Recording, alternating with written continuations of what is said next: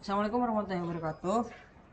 My name is Dea Nur Farisa, and this is my solution for the robot pet problem. So the first one is for the setup or for the definition. Robot start from coordinate A, which is 0.0, and needs to reach coordinate B, which is 6.4 on a 6 by 4 grid. The robot is not allowed to pass through certain red colored coordinates.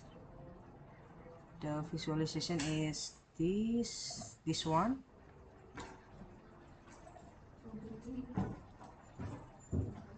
There are two movement modules, where the module A is robot can only move right or up, which is just can move in horizontally and vertically, and the module B is where it can additionally move diagonally upright. The key requirement is that every answer has to come purely from an SMT solver, in my case is Z3, rather than from a direct mathematical formula like combination. So I'm not using binomial coefficient anywhere. Every number I report is something Z3 actually compute by solving constraints. Uh, the first one, I set up the grid in code. I define A as 0.0, B as 6.4, and I identify the red forbidden cells and the point C, D, and E from the figure by inspiring it carefully. I even did a pixel level to make sure I read the coordinates correctly. So this one is the define A for 0.0 and the B for 6.4, and this one is for the red dots, and is for C, D, and E coordinates.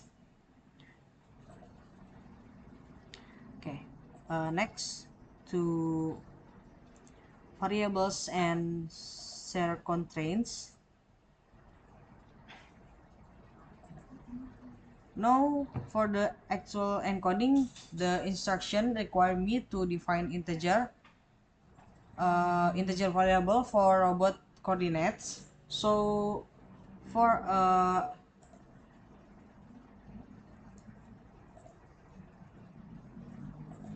so for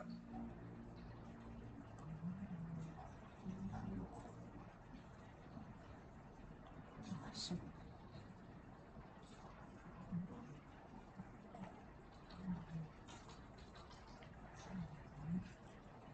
so for path for length m, meaning m moves and m plus 1 points, I create variables x0, y0 up to xm and ym.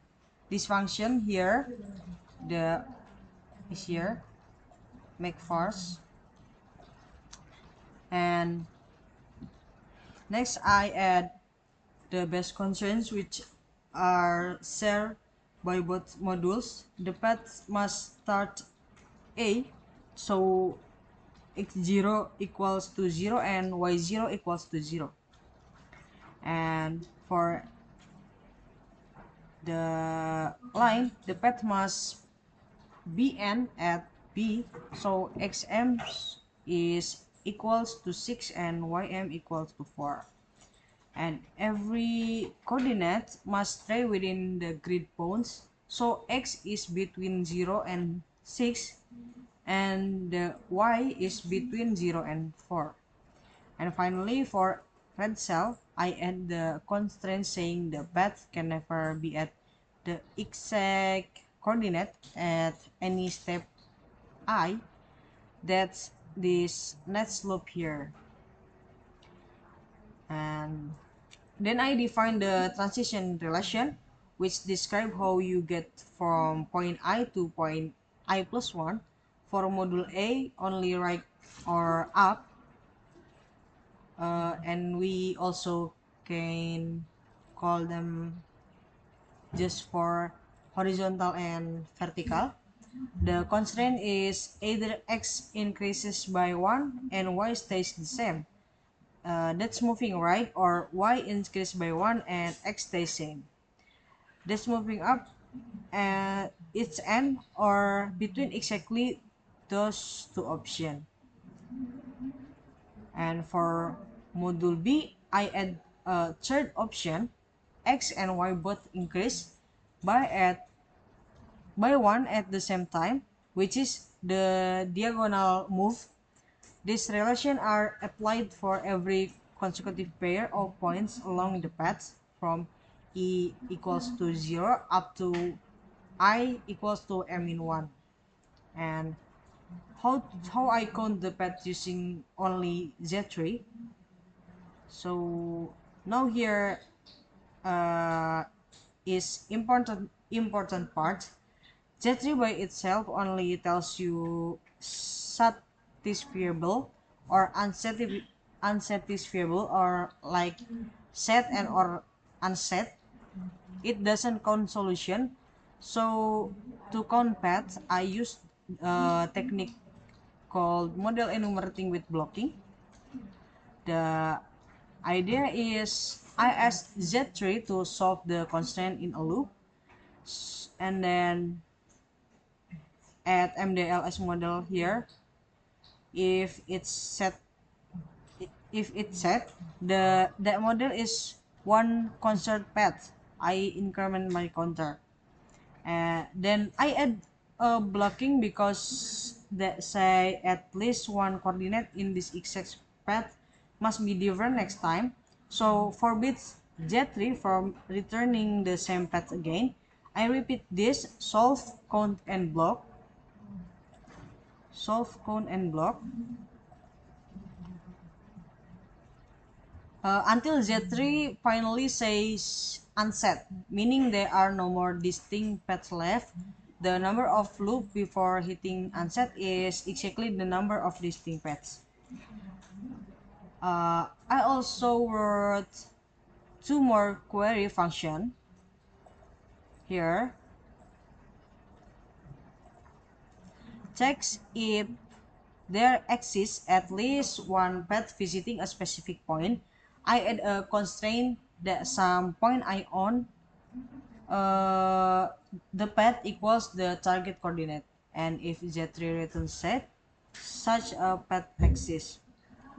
And this one is check the opposite direction. I add a constraint that the path avoid the target point at every single step, and if Z3 says unset, that means it's impossible to avoid that point, so every path must pass through it.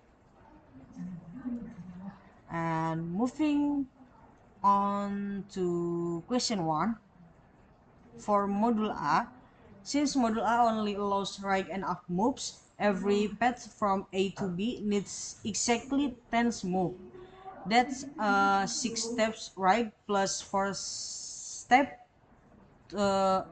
up, no more and no less. So I only need to solve for path length m equals to 10. For 1e, I called count paths with the module A transition and m equals to 10. Z3 enumerate and block model until unset, and the result was 10 paths. You can see it print right here.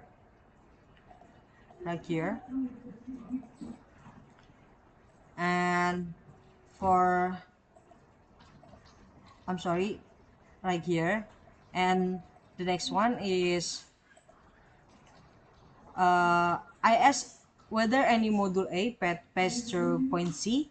Z3 returned unset, meaning there is no satisfying assignment at all, so no module A pet ever visit C. And here is visualization. You can see all 10 pets overlaid on the grid. No one of them touched C or any red cell like this one. And then now for question number 2 here. For module B, which is more involved because diagonal moves are allowed, so the path length is fixed anymore. The minimum possible length is 6, using as many diagonal moves as possible, and the maximum is still 10, using no diagonals at all. So path length M can range from 6 to 10. And to I ran this one separately for every M from 6 to 10, since each different path lengths need its own set of variables.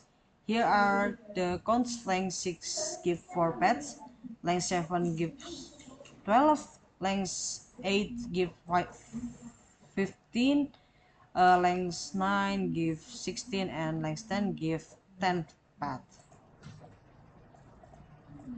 This one. And adding this up gives a total of 57 paths of any length from A to B. So you can see this bar chart, this one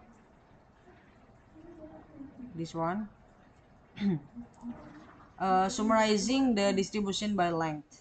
And we next to second one, minimal paths is, oh sorry, for this we need to running this one first.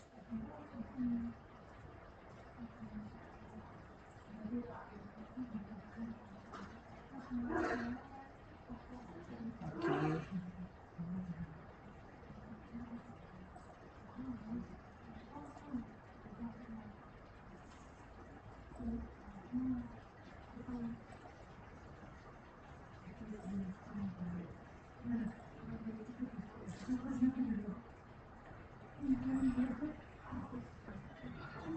Okay. So a minimal path is simply the short one. Length 6.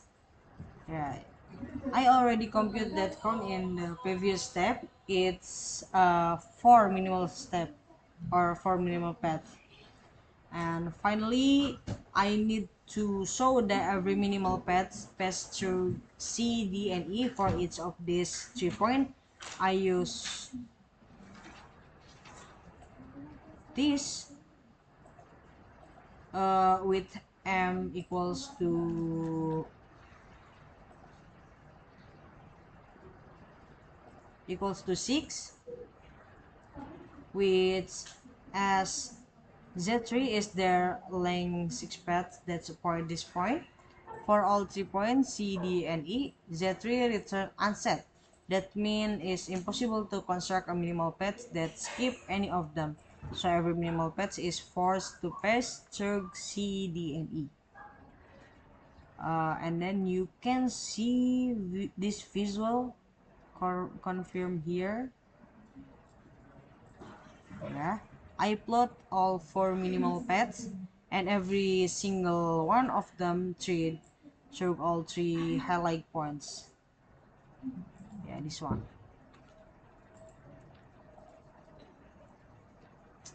And for conclusion or summarization, module A has exactly 10 paths from A to B, and no one of them pass through C, but for module B has 57 paths in total across all lengths, 4 of which are minimal, and all 4 minimal paths are forced to pass through C, D, and E. And every single one of this number and claims came directly from Z trees, set or unset results. The counts came from repeat solving and blocking, and the must pass through. Claims came from proving that avoidance is unsatisfiable. I didn't use any direct combinatorial formula anywhere, exactly as required. That is my full solution, and thanks for watching.